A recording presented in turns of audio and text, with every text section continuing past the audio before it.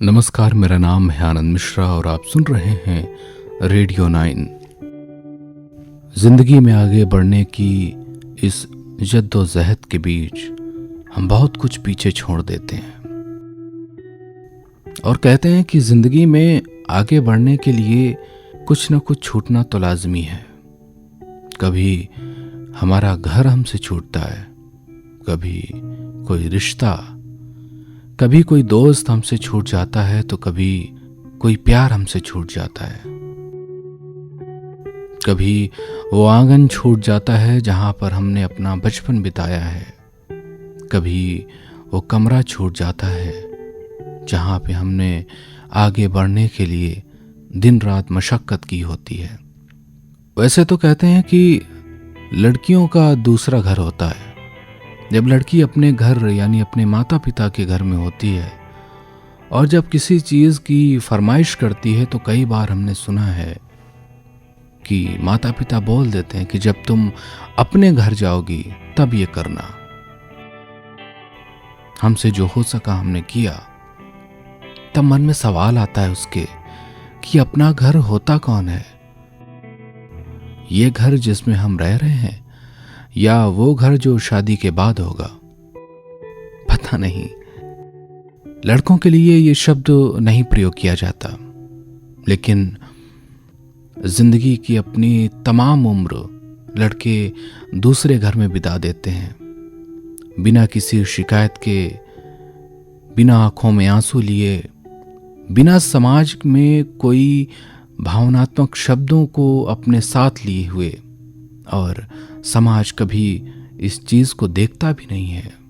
लेकिन जैसा कहा ना कि लड़के अपनी तमाम उम्र दूसरे घर में बिता देते हैं, बिना एक शब्द इस बात के कि हमने भी तो अपने ज़िंदगी का बहुत हिस्सा दूसरे घर में बिताया है। ऐसी ही एक रचना हम तक आशुतोष सिंह तिलक ने हमें भेजी है।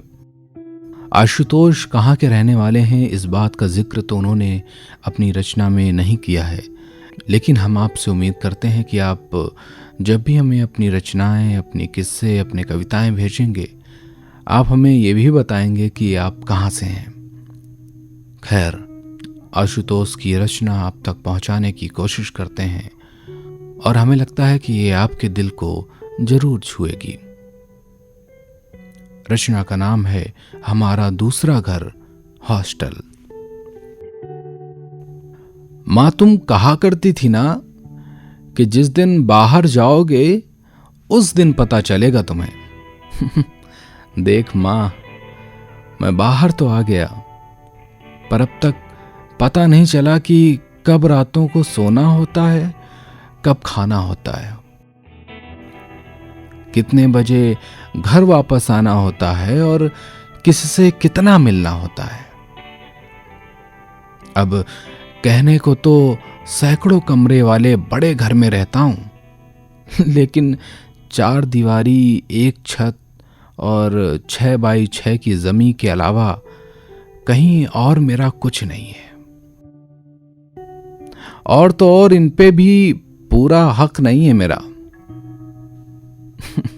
सोचकर हंसी आती कि कभी करेले से भागे तो कभी माँ आज टिंडे का मन नहीं, कभी दूध में छाली नहीं तो कभी छाली वाला दूध नहीं।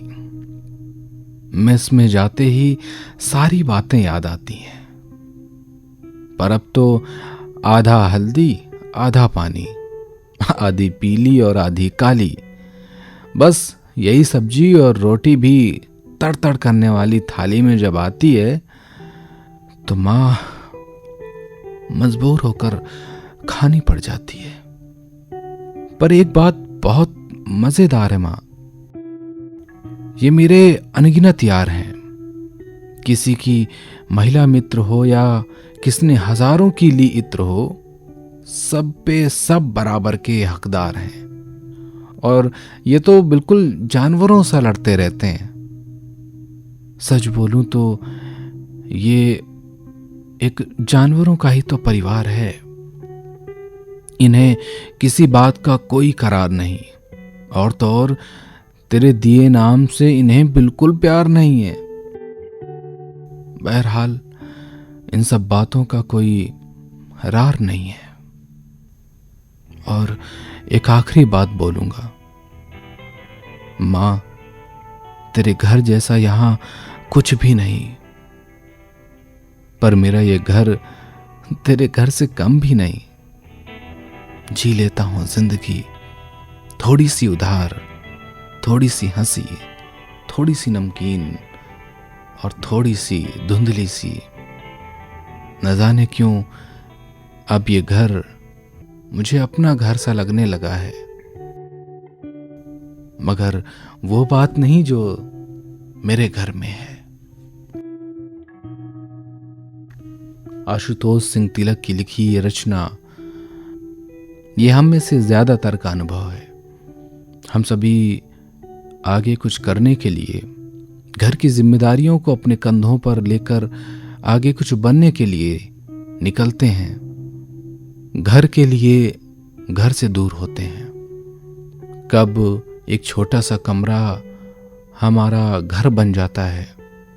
बहुत सारी यादें वहाँ की हमें बाद में कचोटती हैं, लेकिन वो आंगन जिसमें हम पूरा बचपन बिता दिए, वो घर जिसमें हमने अपनी चलाई, वो सब कुछ हमसे दूर हो जाता है। और तभी तो कहते हैं कि जिंदगी में आगे बढ़ने के लिए कुछ न कुछ तो खोना पड़ता है।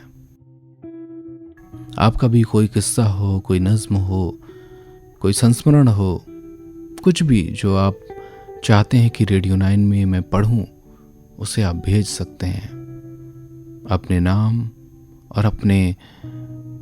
नाम और जहाँ से आप बिलोंग करते हैं, जहाँ से आप रहते हैं, उस जगह का नाम ज़रूर लिखें।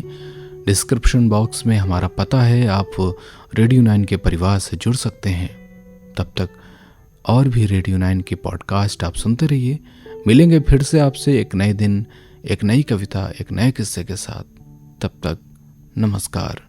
मेरा नाम है आनंद मिश्रा और आप सुन रहे थे रेडियो 9।